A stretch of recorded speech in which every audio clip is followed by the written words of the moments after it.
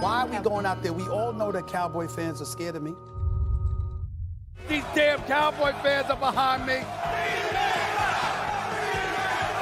Y'all remember this? I know I do. Last time the Dallas Cowboys won anything, you had an afro. There you go. What can go wrong will go wrong. You lucky I took time out of my schedule to be here. Y'all don't win nothing. When you go to history, let's go into history. Don't just go to your history. Let's go to the history. This man is working so hard, I think his health is in jeopardy. Don't worry about no damn Cowboy fans. They don't matter. I reckon we're going to have a very, very good time. It's crazy.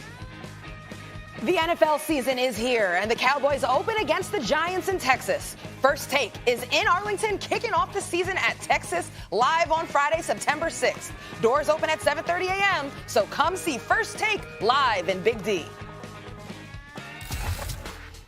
Serena Williams made easy work of Maria Sharapova at the U.S. Open, beating her for the 19th straight time. Sharapova hasn't beaten Serena since 2014. She wins 85% of the time she is on the court and has 23 major singles titles.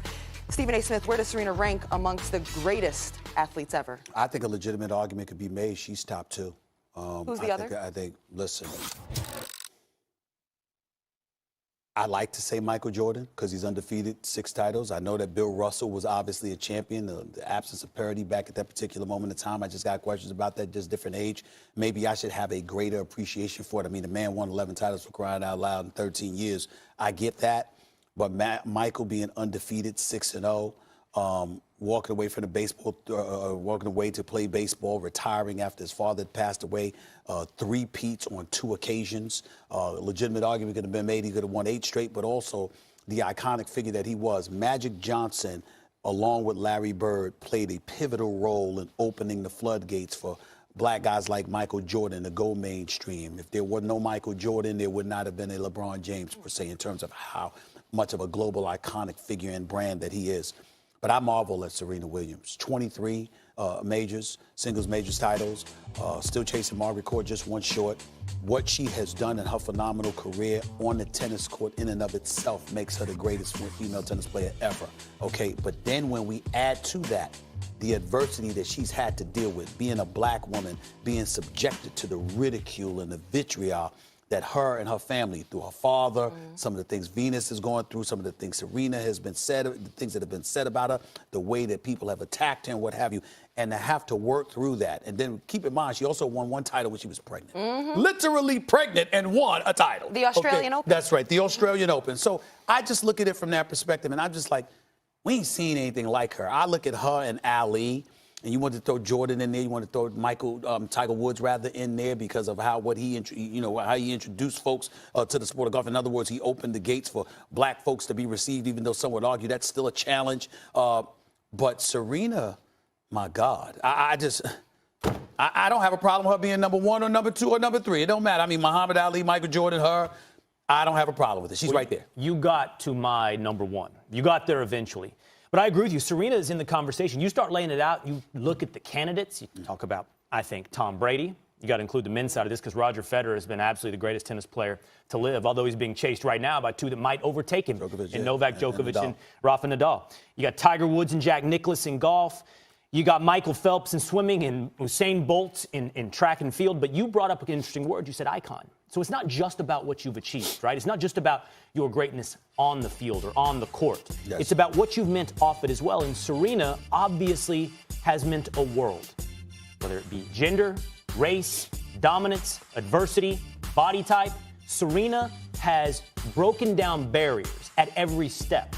The only person that I can think of who definitively surpasses her as greatest of all time by checking the boxes in the ring and as an icon is Muhammad Ali. Yeah. Muhammad Ali's influence and greatness exceeds boxing. It exceeds the American culture. It exceeds everything. And let's not pretend it didn't come with adversity. It didn't come with controversy. It came with everything you could ever ask of an athlete, including self-promotion. Right. I think Muhammad Ali has to start and finish his number 1. I don't have a problem with Ali being number 1, obviously. But when you talk about, what they embody and what they represent, black folks talk about what you overcome.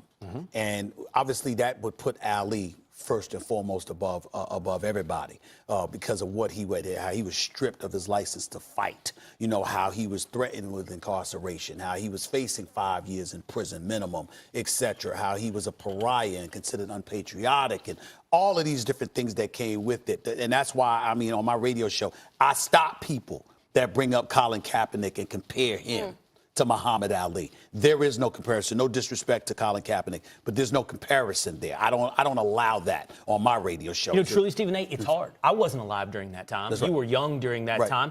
Muhammad Ali and the culture and environment that he did all of this in, the way the United States was in the 1960s, it's really hard for us to understand. It's really hard Well, you for could us. say that. It's abstract, Stephen A. It's historical. To some degree, but I will tell you this. He was stripped of a championship. Colin Kaepernick didn't have a championship. Right. He was prohibited from making money. Not only did Colin Kaepernick make money before kneeling, he made money after with his grievance and his settlement, for crying out loud. There's a plethora of things that you can point to that Ali had to endure, and palpable things that it cost him. That is not necessarily the case with Colin Kaepernick. Now, I don't mind saying that because I certainly don't want to disrespect or impugn what Colin Kaepernick did by any stretch of the imagination. But I'm not going to allow anybody to compare what he's done, what he's endured, to what Ali endured. It doesn't compare. It doesn't. The scale is different. And I think your third is worth mentioning again as well. That's Michael Jordan, because his cultural influence is massive. Yes. Yes. All right, guys, we're going to wrap the conversation up, go to break, and come back. We have more to discuss coming up. All right, the 51st U.S. Open continues today on ESPN with more first-round matches at noon Eastern, featuring 15-year-old American